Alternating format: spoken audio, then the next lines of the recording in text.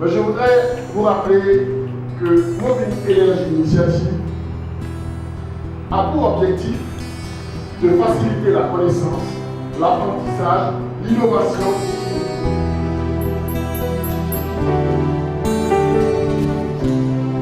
Lorsqu'on m'a posé la question, j'ai dit, pour moi, si on vient, on achète 200, 2000, 3000 foyers, 5000 lampes solaires à distribuer dans les camps de réfugiés, on peut le faire. Voilà, on a déjà piloté une opération où on a diffusé 3000 foyers dans les camps des réfugiés.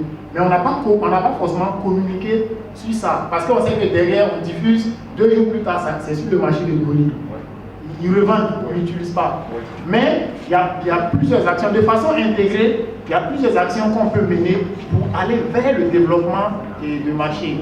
Maintenant, pour revenir à votre première question sur la demande, je pense que c'est une question de base. On a une demande qui est forte et on veut que le privé vienne. Donc, on veut, en d'autres termes, travailler sur l'offre.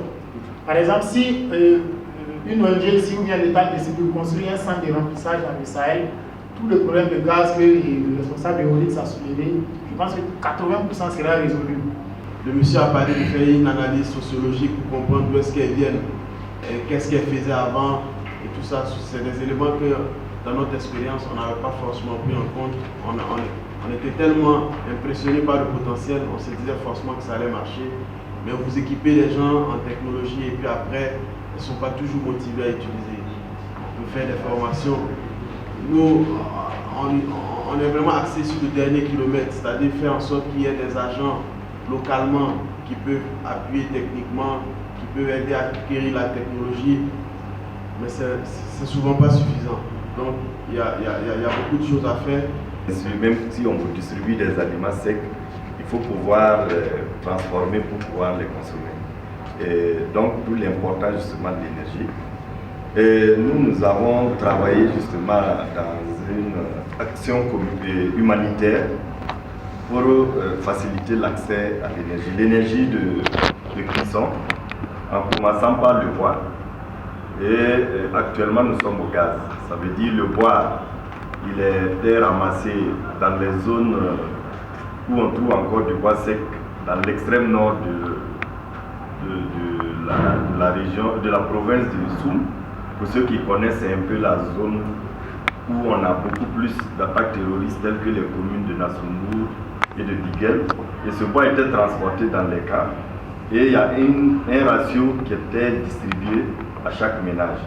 Donc depuis 2014 jusqu'en 2016, c'est ainsi que nous avons procédé. Et en 2016, nous avons essayé de faire pénétrer le gaz juste au niveau de 70 ménages pour voir un peu le niveau d'accessibilité de cette source d'énergie. Bon, les résultats ont été concluants.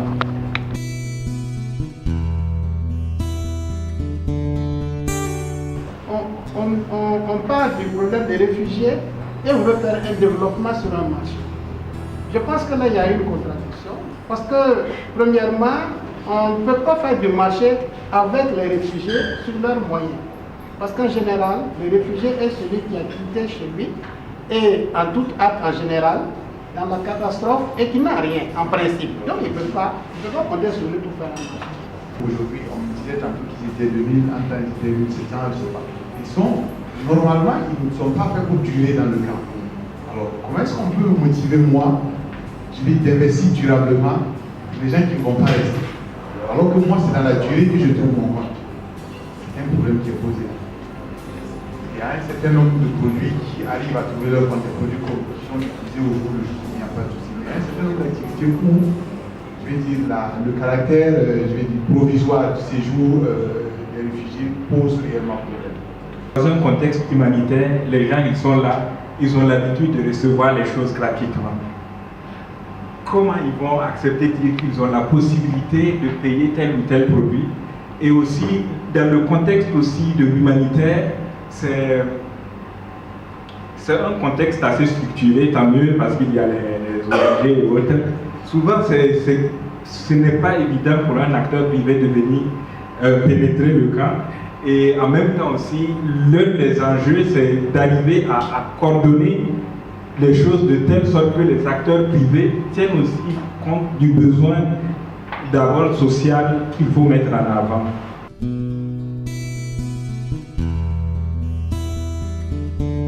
On utilise le problème des réfugiés comme un point de départ.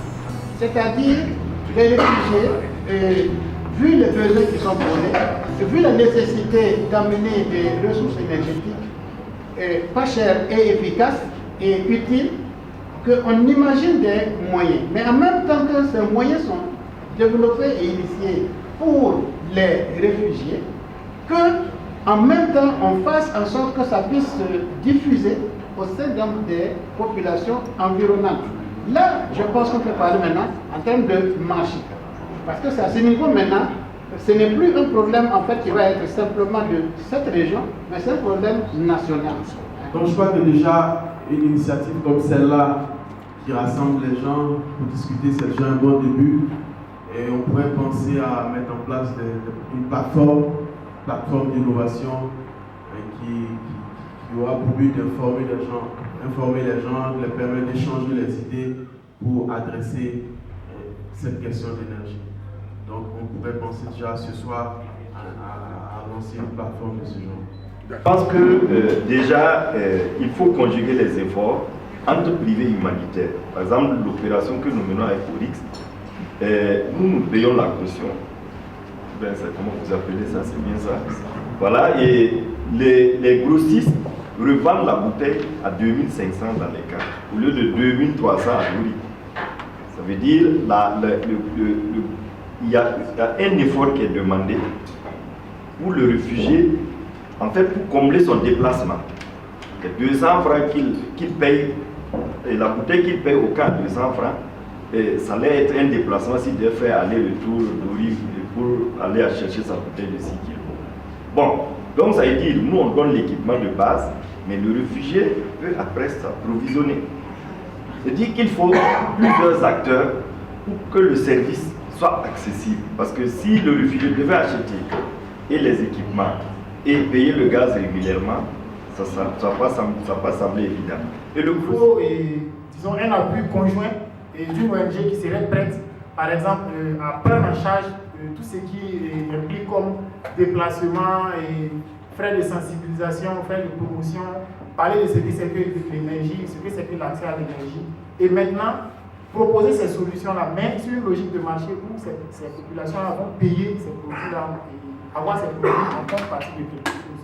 Donc c'est tout à fait faisable et c'est ce que Mafanana on essaie de faire. Et on le fait réellement en tant qu'entreprise sociale parce que même s'il y a profit, l'idée ce n'est pas que ça rentre dans la poche de quelqu'un.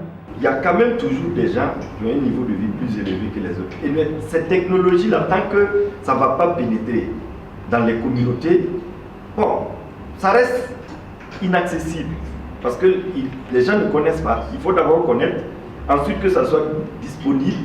Et l'accessibilité, maintenant, c'est un problème de ressources. Je pense qu'il y en a qui peuvent le faire. Et comme on l'a dit, la majorité, c'est des éleveurs. Payer une bouteille de gaz, c'est peut-être le prix d'une bonne chèvre. Donc ça ne pose pas un problème. Mais il faut d'abord que le produit soit connu.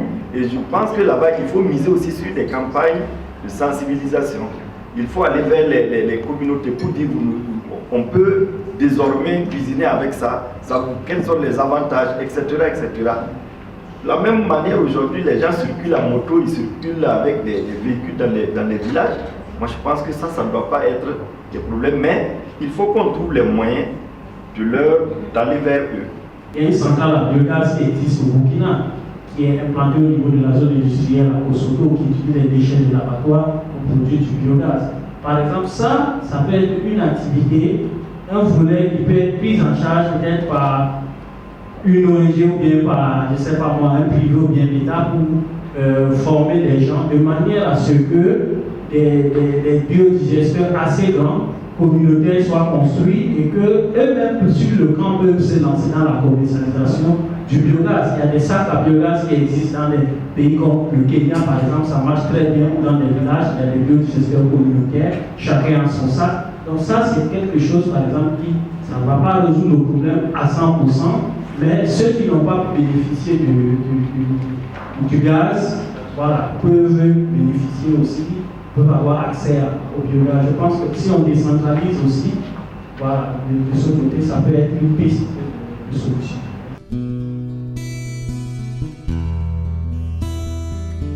Je pense que c'est une belle initiative. Ça va permettre aux populations d'abord de connaître les besoins dans le Sahel, voir la nécessité, ce qu'ils peuvent faire pour aider surtout les réfugiés, comme on l'a dit, dans la vie active, et aussi les populations environnementales qui sont à côté autour des réfugiés.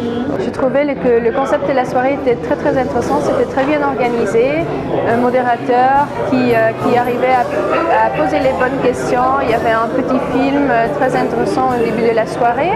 En plus, le concept informel de la soirée m'a permis d'échanger de manière informelle avec les autres participants, avec le secteur privé, et ça m'a donné des idées, c'était très enrichissant. C'était une très belle rencontre qui a touché du doigt des problèmes réels des camps de réfugiés. Le problème de l'énergie au-delà des camps de réfugiés est un problème national. Et donc, les interventions étaient très bonnes, très riches. Les uns et les autres des différents secteurs de l'énergie sont intervenus. Et je pense que MEI, normalement, devrait tirer en tout cas de bonnes conclusions par rapport au sujet. Et ça, c'était en fait le but recherché par cette soirée networking, c'est d'avoir ce melting pot de personnes, personnalités, d'avoir la chance d'avoir des points de vue différents pour adresser la question d'accès à l'énergie dans les camps des réfugiés. C'est des gens, dans l'idéologie générale, ce sont des gens qui viennent et qui vont repartir dans l'immédiat. Pourtant, on est quoi? À Boudoubou, on a 10 000 âmes qui vivent et ils sont là depuis 5 ans. C'est pratiquement une petite ville, quoi. Donc l'accès à l'énergie doit être pensé comme tel. Et du coup, au cours des échanges, on a essayé de démystifier un peu cette question. Il y a aussi le problème du trop percevoir des dons. On se dit toujours que les réfugiés sont très dépendants des dons, mais pourtant le besoin il est là. S'ils ne reçoivent pas des dons, ils arrivent à vivre avec d'autres moyens. Ils ont des activités économiques, ils savent. Il y a des activités qu'ils pratiquaient dans leur situation initiale. Donc, on essayait petit à petit de démystifier, d'encourager les partenaires privés, publics, les ONG à venir aussi investir le marché, les marchés des camps des réfugiés et des populations autres qui sont des opportunités tout autant que d'autres communautés rurales.